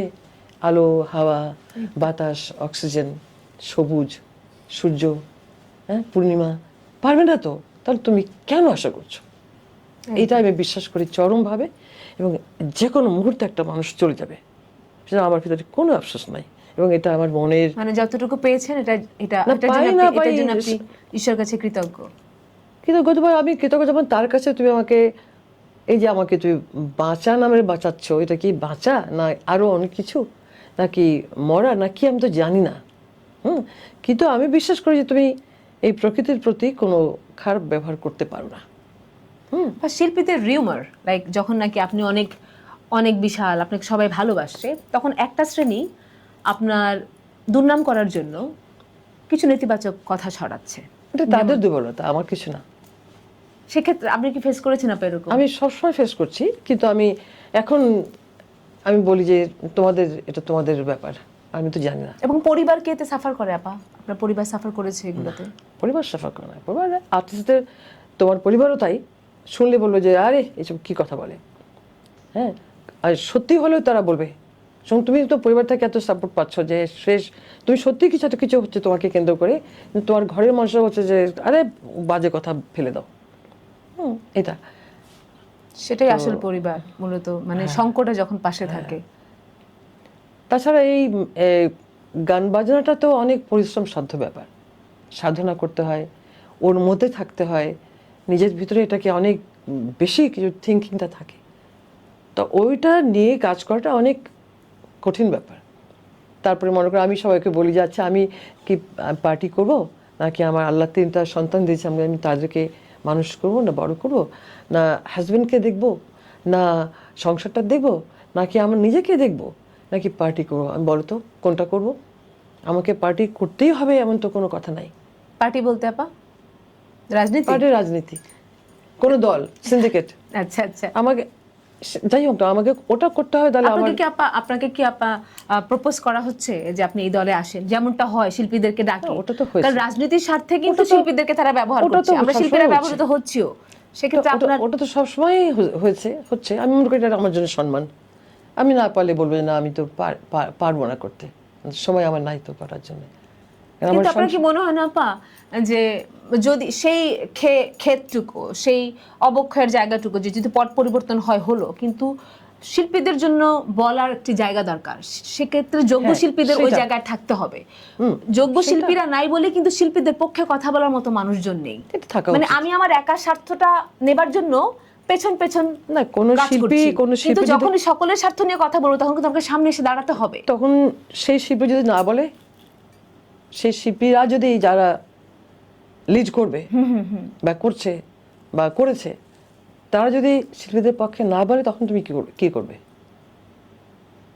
এটা বলো? কিন্তু তখন তো তার বলা উচিত, কারণ বলে না তো। শিল্পীদের জন্যই বলেনি তো। তাকে ওই জায়গাটি দেওয়া হলো। আমাদের ইতিহাস তো আছে শিল্পীদের। হয়তো বলে তুমি নিজের স্বার্থটা সামনে এসে বলো না, তুমি সামনে এসে বলো, সামনে এসে তোমাকে যে কেঁদে কেঁদে বলবো যে হ্যাঁ আমাকে না এরকম প্রোগ্রাম দেয়নি, আমাকে ডাকেনি, এটা কোনো কথা হলো? ঈদের সময় আমাকে ডাকলো না, আমাকে রোজার মধ্যে ডাকলো না, মানে এত ছোট্ট একটা কমপ্লেন, কিন্তু বিরাট জায়গায় তুমি করছো। কি হাস্যস্কর তুমি হয়ে যাচ্ছে বলো? তার চেয়ে বরঞ্চ না বলো, ঠিক আছে?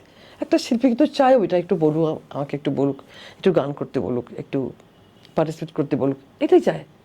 এটা যদি অন্য কেউ দখল করে ফেলে, তাহলে তোমার ভিতরে কষ্ট হবে, অবশ্যই কষ্ট হবে। তুমি কি তার জন্য যুদ্ধ করতে পারো না কার সঙ্গে? এই আফসোসটা নিয়ে কিন্তু অনেক শিল্পী আমার মনে হয় মরে গেছে। মরে গেছে, তাতে এবং কারো চোখে জল ফেলে রাতে ঘুমাচ্ছে, তার বালিশ কিছু ভিজিয়ে আসে যায় না। ঘুমাচ্ছে, কারো কিছু আসে যায় না। কিন্তু এই যে কার কাছে বলে আসবে যাবে, সেই জায়গাটাকে আমাদের তৈরি হবে না? না, হবে না। ওই সংকটটা নিজেরা কোথায়? বসে বসে পিএনপিসি করতে হবে, পরনিন্দা পরচর্চা, পিএনপিসি আর কি। জানো অনিমা এরকম বললো মুখা, হ্যাঁ আপা দেখেন না কি বললো, এ তো কোথাও একটু মনের জ্বালা ঝুড়াবো কি। অ্যাকচুয়ালি ওটা তো কোনো কথা না, এটা একটা কনস্ট্রাকটিভ প্রোডাক্টিভ কাজগুলো আমরা করি না, করা দরকার। যে না এটা অসুবিধা হচ্ছে, রয়্যালটি সিস্টেম করো, বা তাদেরকে প্রোগ্রাম এরকম ভাগ বটর করো, এই গ্রেডের আর্টিস্টরা কটা প্রোগ্রাম পেতে পারে সেটা একদম। বা এই গ্রেড মানে এক শিল্পীর মূল্যায়ন আপা, কোন শিল্পী কত টাকা নেবে, বা তার বয়স অনুসারে বা তার সময়ের সাধন অনুসারে, যে এই শিল্পীর মূল্যায়ন মানে আর্থিক মূল্যায়নটা এত হতে পারে, এরকম হতে পারে। হ্যাঁ, এই যে দুস্থ শিল্পী ট্যাগ লাগিয়ে আমরা আমি অনেকে পৃথিবী থেকে যাই, বা আমি যদি এখন রেডিওতে বলি যে হয়তো বলে আপা একটা গান করে দিতে হবে, এই অনিমার লেখা গান আর তানভীর তারেকের সুর আপনি গাইতে হবে, দেখো আমাকে গান করলে কিন্তু আমাকে 1 লাখ টাকা দিতে হবে, রেডিও তো সেটা এফোর্ড করতে পারে না, কোনো কালো পারে না। এটা আমরা আমার সেন্স নিয়ে কেন বলবো রেডিওর যে পেমেন্ট এটা সবাই জানে, টেলিভিশন যে পেমেন্ট এটা সবাই জানে। আমি যদি টেলিভিশনে গিয়ে বলি যে হ্যাঁ আমি একটা গান করবো, একটা প্রোগ্রাম করবো, সোলো করবো, আমাকে 5 লাখ টাকা দিতে হবে, টেলিভিশন করতে পারবে না, সিস্টেমটা নাই। যদি স্পন্সর হয়, স্পন্সর জানবে যে আমি এটা দিলাম কি এটা সিস্টেমে থাকা দরকার। হ্যাঁ, ঝামেলাগুলো তো এখানেও কিন্তু হয়। মানে দেখলাম যে কারো বেলায় অনেক টাকা হচ্ছে, পেমেন্ট করে দেওয়া হচ্ছে, কারো বেলায় জাতীয় পুরস্কার প্রাপ্ত এটাও লিখতে ভুলে যাচ্ছে। একদম জাতীয় পুরস্কার প্রাপ্ত হলে পারে ওই পেমেন্টের সঙ্গে 25% যোগ হয়। অতটা খোঁজ না করলে দেখা যায় না ওটা লেখা হয়নি, ওহো এটা তো লিখতে ভুল হয়ে গেছে। আপা এটা কীভাবে ভুল হতে পারে বলো, ওটা তো আমার প্রাপ্য, আমার পাওনা ছিল, অর্জন। সেটা আমার, তাই না? তো এটার জন্য তো ভিন্ন করে বলার মতো মানসিকতাও আমার নাই। সমাজের অবক্ষয় নিয়ে আপনি কতটুকু ভাবেন যে এই এই ঘটনাগুলো আমাদের হওয়া উচিত না, এটা পরিবর্তন হওয়া দরকার? আপনার এই জায়গা থেকে আপা আপনি বলা উচিত এখন। বলে কিছু কি লাভ হবে? হবে আপা, আমার মনে হয় তো হবে, কারণ প্রথমে- সময় এখন আসার, আমি মনে করি এই সময়টা আমাদের আশা দেখা করবার সময়। প্রথমে যেটা আমি বলবো যে এই যে ধর্ষণটা,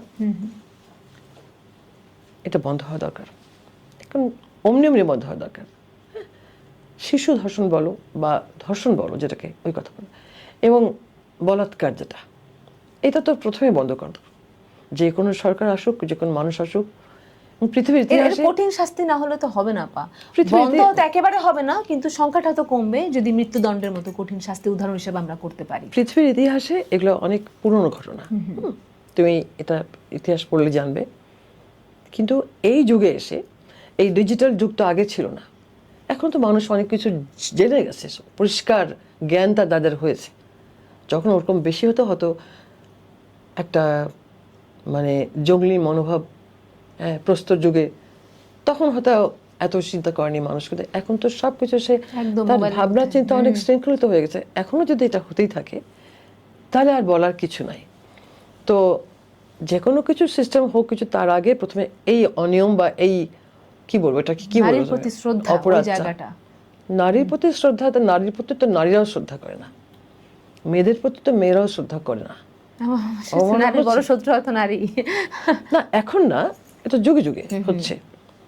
হ্যাঁ, শাশুড়ি বউকে দেখতে পাচ্ছি না, যাকে দেখতে পাচ্ছি না। একজন নারী শিল্পী আরেকজন নারী শিল্পীকে সহ্য করতে পারছে না, ও কেন এটা দেখতে তো একটু আছে। সুন্দর, ওর গান কেন ভালো, হ্যাঁ, আমি আমার নিজের গানটা ভালো না করে ও কেন ভালো গায়, এই যন্ত্রণা নিজের গান আর নষ্ট করে ফেলছি।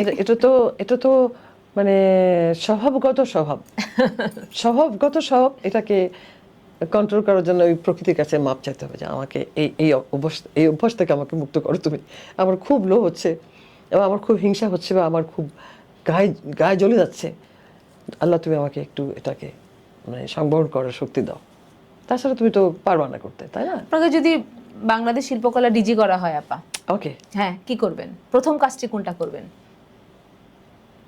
আমি প্রথম কথা যে আমি ওইটা হওয়ার তো যোগ্য না। অবশ্যই আপা, সেটা মূল্যায়ন করবে তো জনগণ বা ওই যে রাষ্ট্র। প্রথমে- যদি আমরা বলেছি প্রথমে একটু যদি আপনি লজ্জা- যদি প্রথমে একটু লজ্জা পাবো। হ্যাঁ, কেন লজ্জা পাবেন আপা? লজ্জা পাবো। আমার মনে আছে আপনাকে আমি আমার একটা অনুষ্ঠানে প্রধান অতিথি করেছিলাম, তাতেই আপনি ইউ দ্য ক্যাপেবল আপা, আপনার থেকে আরেকজন যোগ্য মানুষ দেখান যে ওই জায়গায় আপনাকে প্রধান অতিথি না করে আরেকজনকে করা যেত। শোনো, আমাকে যখন সঙ্গীতের যেদিন একটি 21 ক্ষেত্রে। পদক দেওয়া হলো, তো সেটা তো আমি আমাদের কি বলবো, আমাদের শ্রদ্ধেয় বেগম জিয়ার হাত থেকে আমি 21 পদকটা যখন নেব, আমার ফোন আসলো মিনিস্ট্রি থেকে ওই দিন দুপুরে। আপা ফাতেমা বলছে না, হ্যাঁ আপনি তো 21 পদক।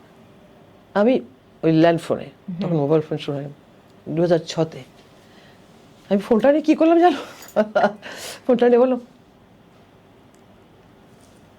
আমি কি চিৎকার দেবো? উনি কে বলছেন আমি জানি না, হয়তো কোনো সচিব বলছেন। উনি যদি এখন বেঁচে থাকেন তাহলে উনি জানবেন কথা শুনে। হ্যাঁ, আমি চিৎকার দেবো, মানে আমি খুশিতে চিৎকার দেবো? ওই ভদ্রলোক বলছে অবশ্যই আপনি চিৎকার দেবেন। এখন আমি চিৎকার দেবো ঘরে, আমার হাজব্যান্ড অফিসে, বাসা কেউ নাই, তাহলে আমি একা একা চিৎকার করবো? হ্যাঁ, তো ফোনটা রেখে আমি মাকে ফার্স্ট কল, আমা বললো আলহামদুলিল্লাহ। তারপরে আমার একটা বান্ধবীকে ফোন করলাম, এই আর কাউকে ফোন করিনি, বলিনি। একটা আমি what to do with the news, good news, আমি বুঝতে পারছি না।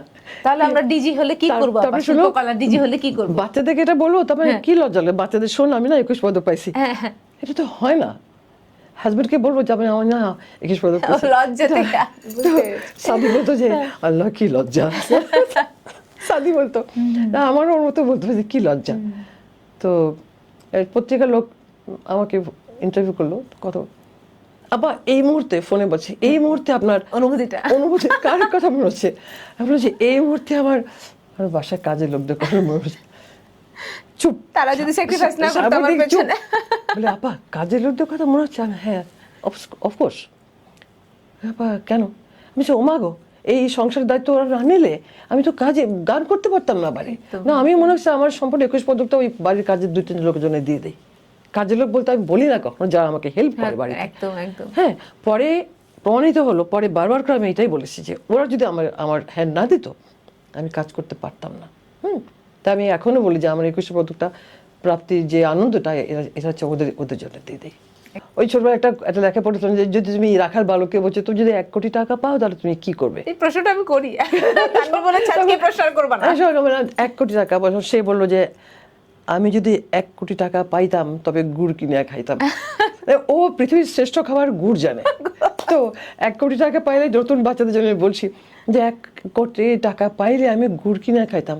আহারে, এই বাচ্চাটার গুড় শ্রেষ্ঠ খাবার পৃথিবীতে মনে হচ্ছে, 1 কোটি টাকা পেলে গুড় কিনে খাইবো। আমার উত্তরটা ঠিক সেরকম। শিল্পকলা ডিজি হলে বা কোথাও ডিজি হলে কি হয়ে যায়, ওই গুড় কিনে খাইবো। আচ্ছা ঠিক আছে, সেই গুড়ের ভাগিদার নিশ্চয়ই আমরাও হব। না, সেটা তো অবশ্যই অবশ্যই হবে। এই যে মেন্টাল হেলথ, এখন শিল্পীরা, যে কোনো শিল্পের অঙ্গনের শিল্পীরা আমরা নানা রকম হতাশায় থাকি, এবং যে কারণে আত্মহননের মতো ঘটনাও ঘটছে, অহরহ ঘটছে। সেক্ষেত্রে আসলে আমাদের কি করা উচিত? আমাদের কোন পথে আমরা ডিপ্রেশনের কারণগুলো আসলে খুঁজে পাওয়া মুশকিল, হয়তো শিল্পীদের অনেক আবেগ থাকে, এটাও কারণ হতে, কিন্তু এ থেকে কি পরিত্রাণের কোনো পথ আপনার জানা আছে? আপনি কি কোনো সমাধান আমাদের দেখাবেন? পরিত্রাণের পথ জানা নাই, কারণ আমার জীবনে তো কয়েকবার এরকম কোনো একটা ব্যবহার দেখে, কোনো একটা কথা শুনে বা কোনো একটা ব্যাপার মুখোমুখি হয়ে আমার চোখ দিয়ে যে পানি পড়লো 3 দিন ধরে। এবং আমি দেখলাম যে সকালে উঠে আয়না দেখলাম, মুখ দেখলাম, মুখটা ফুলে পুরা গোল চোখ। ভাবলাম যে লুকাই কি করে? আমার হাজব্যান্ড ঠিকই ধরে ফেললো যে কি হয়েছে তোমার, আমাকে বলছে না কিছু হয়নি। এমন একটা কথার আঘাত, কিছু না, যেটা আমি কখনো কাউকে বলতে পারবো না। একটা শিল্পীকে কথা দিয়ে এরকম একটা আঘাত করতে পারে, মানে ওই ইসের মতো, নিউক্লিয়ারের মতো আর কি। যে মন তো খারাপ হলোই হলো, মানে কর্মটাও কদিন হাত থেকে চলে গেল, এবং জীবনের প্রতি আর গান করবো না। এটা প্রত্যেকটা মানুষ আর্টিস্টের হয়। এই মেন্টাল হেলথ ঠিক রাখার জন্যে তার নিজের সঙ্গে নিজের একটা কন্ট্রোল করার একটা শক্তি তৈরি করতে হবে। তুমি তো কারোর সঙ্গে যুদ্ধ করতে পারবে না। একদম। নতুন প্রজন্মের শিল্পীদের জন্য কি বলবেন আপা? কিছু একটা পরামর্শ অবশ্যই। না, তারা অনেকে গিফটেড ভয়েস থাকে, তাদের অনেকের তালটা হাতের মুঠে থাকে, যার সঙ্গে খুব স্পন্টেনিয়াস ডান্স করে নাচতে পারে। যেই ডান্স দেখে বা যেই পোশাক আশাক দেখে মানুষ খুশি হয়, এন্টারটেইনিং হয়। আমি মনে করি গান এটার অনেক মিউজিক সত্যিকারে এটা অনেক ঊর্ধ্বে, তো সেটা চর্চা করা দরকার মনে করি। শব্দ উচ্চারণ বা গান করতে গেলে, বিশেষ করে রবীন্দ্র নজরুল বা পঞ্চকবির গান করতে গেলে, লোকসঙ্গীত একটু আঞ্চলিক উচ্চারণ থাকলে হয়তো ওটা উতরে যায়। কিন্তু না, পোশাক আশাকের যে ব্যাপারটা, আমরা এখন অনেক অনেক রঙিন, অনেক ঝকমকো পোশাক পরে বা অনেক ওয়েস্টার্ন পোশাক পরে লোকসঙ্গীত গাইছি, লোকগানটা গাইছি, উপস্থাপন করছি। এটা আমাদের চোখে বাধা প্রজন্মের জন্য। আমাদের ঘরে, সবার ঘরে বাচ্চা আছে, সন্তান আছে, ওদের জন্য কি হবে, একটু চোখ বন্ধ করে দেখতে হবে যে ওরা কি দেখবে। তো তুমি ওই জায়গায় গিয়ে একটু চোখটা বন্ধ করে দেখো যে আমারই বাচ্চাটা 2 দিন পরে কিন্তু আমার জায়গায় যাবে, তখন পিছন ফিরে কি দেখবে? যা দেখবে সে সেটাই শিখবে। আপা, অনেক অনেক গুরুগম্ভীর, অনেক আনন্দের, অনেক স্মৃতি বিজড়িত কথা শুনছি, অনেক ভালো লাগছে। যাচ্ছে একটা বিরতিতে। Universal medical college and hospital presents অনিমার গান ঘর থেকে ছোট্ট বিরতিতে। অনেক কথা হচ্ছে, আমি সমৃদ্ধ হচ্ছি, আমার ধারণা আপনারাও হচ্ছেন। ফিরবো এক্ষুনি।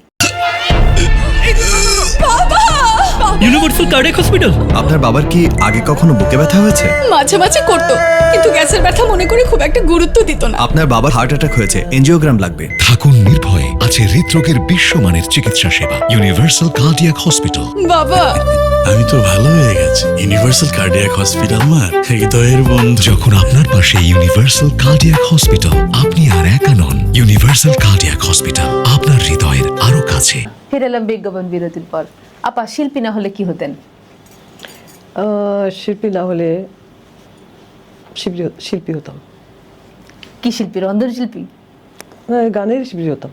আর আমি কিছু জানি না তো, আমি কিছু জানি না আসলে। আর গান ছাড়া কিছু জানেন না? না। তাই? আচ্ছা আপা, আপনাকে আমি কয়েকটা নাম বলি, একটু মূল্যায়ন করবেন। সে শিল্পাঙ্গন, নাটক হতে পারে, গানের হতে পারে। আপনার কি ভাবেন তাদেরকে নিয়ে, বা কি ভেবেছেন, বা আপনি কি মূল্যায়নটা করছেন সেটা শুনতে চাই। সাদি মাহমুদ স্যার। ও, সাদি তো আমার একটা প্রাণের মানুষ ছিল। আমাদের দুজনের মধ্যে এমন একটা সম্পর্ক, এটা কি ভাই বোন নাকি বন্ধু নাকি মানে কি আমি জানি না। এত রেসপেক্ট তার প্রতি আমার প্রতি তার। এতদিনের সম্পর্ক, আমি কখনো ওকে একটা ইয়ারকে এর কথা বলিনি। সে বলে, ও মারা যাওয়ার 7-6 মাস আগে আমাকে ফোন করলো, হঠাৎ করে সে ফোন করলো। ও ফোন কখনো করে না। আমি খুব অবাক হয়ে বললাম যে সাদি ফোন। হ্যাঁ সাদি বলো। তুমি ফোন করলে হঠাৎ করে? খুব ভারী গম্ভীর করে আমাকে বলে, টগর আপা তোমাকে আমি একটা কথা বলতে ফোন করলাম। কি বলো? সে বলছে যে আচ্ছা তুমি এই একটা সংসার করলে, 3টা বাচ্চা পারলে, সুন্দর করে হাজব্যান্ডের সঙ্গে সম্পর্ক একবারই তোমার বিয়ে হলো, তুমি সংসারটা করলে, আর তারপরে সব পাশাপাশি গানের জীবনে তুমি কী করে পারলে টগর আপা? অনেকে তো সেটা পারি না। একদম। আমি তো অনেক চুপ থাকলাম যে এটা কি, কেনই সে প্রশ্ন করছে। অদ্ভুত একটা প্রশ্ন সাদির, এটা আমার কোনো জীবন মাথা থেকে যাবে না। আমি অনেক কষ্ট পেয়েছি ওর যাওয়ার কথা, আমরা এখনো বিশেষ আনন্দ সাদি। একদম। নাট্য ব্যক্তিত্ব হুমায়ুন ফরিদি। খালি উনি তো নাটকের মানুষ না, উনি তো মানে বুদ্ধি ভর্তি, তাই না? অনেক। প্রেম নিয়ে ওনার যে সকল মতবাদ, ছোট ছোট কথা যখন আসে স্ক্রিনে, সেগুলো আমাদের ভাবাতে পড়ি, পারে। হ্যাঁ। হ্যাঁ, তাই না? নজরুল সঙ্গীত শিল্পী ফেরদৌস আরা। ফেরদৌস আরার গলা তো যথেষ্ট ভালো, গায়ে ভালো, তো ভালো গান, সে গান জাননেওয়ালা মানুষের ঘরে তার জন্ম, তো শি ইজ ব্লেসড উইথ, এটা তো অস্বীকার করার কোনো উপায় নাই। একদম। ফরিদা পারভিন। হ্যাঁ, যে লালন সঙ্গীত বলতে যেটা মানুষ বুঝি আমরা, এটা তো বুঝতাম না, কেউ বুঝতো না আগে। আমরা অনেক গান করতাম বাড়ির পাশে, আর শ্রীনগর গাছি, কিন্তু এটা কার গান? রচিন পাখি। হ্যাঁ, ওটা আমিও রেকর্ড করেছি, যাই হোক। কিন্তু এই গানটা যে কার গান, কি এই হিস্ট্রি, কি এটার গীতিকার কে, এটা মানুষ জানতো না। ফরিদার জন্য কিন্তু এটা মানুষ জেনে আস্তে আস্তে। অনেক কঠিন কঠিন গান। একদম। ওই গানটা খুব ভালো, যে আর আমারে মারিস নে মা, আর আমারে মারিস নে মা, এই কথাগুলো, যে গুরুতত্ত্বগুলো মানুষ কিন্তু একসময় খুঁজতে চেষ্টা করলো। পাপিয়া সারোয়ার। পাপিয়ার গলাটা তো একটা আনইউজুয়াল গলা ছিল। পাপিয়ার ভয়েসটা, প্রত্যেকটা আর্টিস্ট কিন্তু দেখো তার একটা স্পেশালিটি থাকে, নাহলে সে কখনো জনগণের সামনে আসতে পারে না। এটা কিন্তু গিফটেড। সমস্ত শিল্পীদের তোমার একটা স্পেশালিটি আছে, আমার হয়তো আছে, বা আরেকজনের, এরকম করে এবং তাই দিই। এ পরম্পরা যে আর্টিস্টরা জন্মায়, আমাদের সৌরভ ভাই, আমাদের ফিরোজা আপার কথা তো অবশ্যই, খালিদ ভাই, তারপরে জুলাসউদ্দিন, বেদারউদ্দিন, যাদের নজরুলের গান শুনে শুনে শুনে আমরা, আরও অনেকের নাম হয়তো বলা হলো না, আমরা নজরুল সঙ্গীতে উদ্বুদ্ধ হয়েছি, শিখছি। এটা কি এখন তুমি যদি বলো যে না এনারা সমস্ত অ্যাবান্ডেন্ট শিল্পী বা এদের গান শোনার কিছু নাই, আমি বলতে শুনেছি কোনো কাউকে যে এনাদের গান শুনে কি হবে। এবং আর যারা রেকর্ড করেছে নজরুলের গান আগে অরিজিনালি, তাদের অনেকের কথা বলে আরে কীরকম রাফ গায়ে, কি না দুর্ধর্ষ কথা। এটাই কথাগুলো বলা ঠিক না কারো, এটা রিলে রেসের মতো, পরম্পরার মতো। সে কিছু দূর করবে, আরেকটা সে আবার কিছু দূর করবে, এটা ইম্প্যাক্ট তৈরি হতে একটা সময় লাগে, ডিকেড লাগে, কয়েকটা ডিকেড চলে যায়। তোমার এত বড় দুঃসাহস তোমার কি করে বলে হয় যে যে তাদের তুমি বলবে যে না এনার তো কোনো অবদান ছিল না, এনার গান তো কেউ শুনতো না। আমি নিজে কানে বলতে শুনেছি, এই নেই কি এই নেই। আমি এটা এই ধরনের কথা বলে আমি পছন্দ করি না, আমি কখনো বলিও নি কারণ। আমি সুবীর নন্দী, সুবীরের গান তো তোমার সবাই জানো যে ফিল্মে সুবীরের গলা একটু হাস্কি ভয়েসটা, কিন্তু ফিল্মের গানগুলো তার একরকম ভাবে হিট করে আরো একটার পর একটা। একটার পর একটা। কুমার বিশ্বজিৎ, ওই তো আমি যখন প্রথম দেখলাম তোরে পুতুলের মতো করে সাজিয়ে, এই যে গানের মানে মোড অ্যান্ড মুড, এটা বিশ্বজিতের গানের মধ্যে। ও তো মন প্রাণ দিয়ে গাইতো, সব তো আমার চোখের সামনে। একদম আমি সবাইকে বন্যা প্রত্যেকের গান আমি সামনাসামনি শুনে তাদের সম্বন্ধে একাধিক শব্দ আমি ব্যবহার করতে পারবো, কিন্তু আমার কোনো কৃপণতা নাই, অকৃপণভাবে আমি বলতে পারবো। এই যে সাবিনা ইয়াসমিন, রুনা লায়লা, মানুষও তো তাদেরকে খুব ছোট করে বলবে যে অন্যতম শিল্পী। তাদেরকে পরিচিত করানোর জন্য তো অন্যতম শিল্পী বলাটাই হয়তো রেঞ্জ অফ নলেজ এটুকু থাকতে পারে, কিন্তু আমি তার থেকে বেশি করে বলবো। সুতরাং এটাকে ক্ষমা করতে হবে যে অন্যতম প্রধান শিল্পী। হ্যাঁ, রুনা লায়লার গলায় যে ব্যাপারটা আছে, এটা তো হয়তো দেখো আর কারণ নেই, কেউ নকল করে করতে পারে, কিন্তু ওনারটা হচ্ছে অরিজিনাল। সাবিনা ইয়াসমিনের গলা যেটা ছিল সেটা তার অরিজিনাল, আর কেউ কোনটি হতে পারে নকল করে গাইতে পারে। হ্যাঁ, এরকম তোমার যেটা আছে আর এটা তো বললাম না, আগে বলেছে, এটা তো মানে সব আল্লাহর পক্ষ থেকে সবাই ব্লেসড হয়ে আসে। অনেক ধন্যবাদ আপা, অনেক কিছু শিখলাম আপনার কাছ থেকে, জানলাম এই যে আমাদের কিংবদন্তি শিল্পীদের সম্পর্কে আপনার মন্তব্যে। এখন একটা কথা আপা, এই যে আপনি নজরুল সঙ্গীত করেন, আমি রবীন্দ্রসঙ্গীত করি, আমাদের মধ্যে কত সখ্যতা, কিন্তু কোথায় গিয়ে যেন রবীন্দ্র নজরুল একটা কোন্দল, একটা দ্বন্দ্ব দাঁড় করিয়ে রাখে, মাঝখানে একটা দেয়াল। এই দেয়ালটা আসলে কিসের? এটা সামাজিক না রাজনৈতিক? আসলে আপনি কি আসলে এটা মানে ছবির জন্য আমি বলবো না, সেটা না, আমি যদি সত্যি কথা বলবো যেটা তাদের সমস্যা। আবারও বলছি, যারা এটা করবে তুমি যদি তাদের সমস্যা বুঝতে পারো, তাহলে তুমি ওটা ইগনোর খুব সহজে স্ট্রাইক আউট করতে পারবো যে বাবা তুমি তো পড়াশোনা করো নাই, তোর কথা আমি কোনো আমলে নিতে পারবো না, সঙ্গে আমি তাদের কথা বলতে পারবো না। কেউ রবি ঠাকুর হতে পারবে না, কেউ নজরুল হতে পারবে না। বলতে পারে হ্যাঁ নজরুল এরকম ধরনের গান করেছেন, রবি ঠাকুর এরকম ধরনের গান, এটা বলতে পারে, এই যুদ্ধ হতে পারে, কিন্তু ওনার থেকে অনেক বড়, উনি তো এই আলোচনা করার কোনো ক্ষমতা আমাদের নাই। তার জন্য অনেক পড়তে হবে, জানতে হবে। যদি কেউ পড়ে জানে তাহলে তাদের নিয়ে কথাই বলবে না। নজরুলের এই যে গানটা, একটা গান তোর সাথে কথা বলতে একটা মনে হলো, কোথায় তুই খুঁজিস ভগবান, কোথায় তুই খুঁজিস ভগবান, সে যে রে তোরি মাঝে রয়েছে দেখ, সে তোরি মাঝে রয়। কোথায় স্বর্গ কোথায় নরক কে বলে তা বহুদূর, একদম মানুষের মাঝে স্বর্গ নরক, মানুষের সুরাসুর, সবাই জানে এই কথাটা এখানে আছে, যে তুই কিন্তু চোখ মেলে দেখলি না যে স্বর্গটা নরকটা কোথায় তোর মধ্যে। হ্যাঁ, সেই জন্য বলছে যে এই তোর মন্দির মসজিদ, এই তোর কাশী বৃন্দাবন, আপনার পানে ফিরে চল, কোথা তুই তীর্থে যাবে মন, এই তোর মক্কা মদিনা জগন্নাথ ক্ষেত্র, এই হৃদয়ে চেয়ে দেখ, সে তোরই মাঝে রয়। তোমাকে দেখতে হয় চোখ, তাকে তুমি তোমার দিকে তাকে দেখো, তোমার ভিতরে সব আছে, তাহলে তুমি এই ক্ষুদ্র চর্চা করতে পারতে না। যদি তুমি ওটা জানতে, বুঝতে পারতে, এটা তুমি কাউকে শেখাতে পারবো না, কাউকে বোঝাতে পারবো না। সেই জন্যে ওইসব চর্চা করার দরকার না। শিল্পীদের কোনো জাত নাই, শিল্পীরা তাদের নিজের যে সৃষ্টি তাই নিয়ে মশগুল থাকবে, এটাই শিল্পী, তার জন্য এটাই মানায়। আর বাইরের যারা, তারা তো বলতেই থাকবে, সারা জীবন বলতে থাকবে। বড় বড় শিল্পীদেরকে অনেক কথা শুনতে হয়েছে, তুমি বইগুলো তাদের জীবনে পড়ে দেখো। কাজী নজরুলকে শুনতে হয়েছে, অনেক কথা শুনতে হয়েছে। আপা অনেক ধন্যবাদ, অনেক ভালো, অনেক সুন্দর সমৃদ্ধ একটি আলাপ হলো। আমি মনে করি গল্প আড্ডা আপনার সাথে আমার এরকম হয়, কিন্তু এই আড্ডার মধ্যে দিয়ে অনেক কিছু জানলাম আমাদের দর্শক। কথা বলি না, আমি তো সমানে কথা বলতে। অনেক ধন্যবাদ, অনেক ধন্যবাদ। শেষ করছি আপা, নিশ্চয়ই আবার এরকম কোন আড্ডা আপনাকে আমন্ত্রণ জানাবো। অনেক সমৃদ্ধ সব আলোচনার শেষে একেবারে ইতি টানতে হচ্ছে। আপনি বুঝতে পেরেছেন আমাদের এই জার্নিতে, এই ঘরে এরকম আলোচনা হবে। এই প্রজন্ম, সেই প্রজন্ম, সকল প্রজন্মের দুঃখ, কষ্ট, আনন্দ এবং ব্যর্থতা সবকিছু সংমিশ্রণ আমাদের এই ঘর। নিশ্চয়ই আপনাদের ভালো লেগেছে। শেষ করব আমাদের শ্রদ্ধেয় ফাতেমা তুজাহার আপার কণ্ঠে একটি গান দিয়ে। আপা, আমার গান দিয়ে? হ্যাঁ আপা। না, কিন্তু তুমি তো গান না করে উঠতে পারবে না, দর্শক তো বসে আছে তোমার জন্য। যদি আপনার আমার জন্য বসে নাই এই মঞ্চটি, যদি আপনার জন্য আজকে দর্শকরা খুব ভালো, কিন্তু তুমি জানো আসলে তারা কিন্তু বসে থাকে সবার গানের জন্য।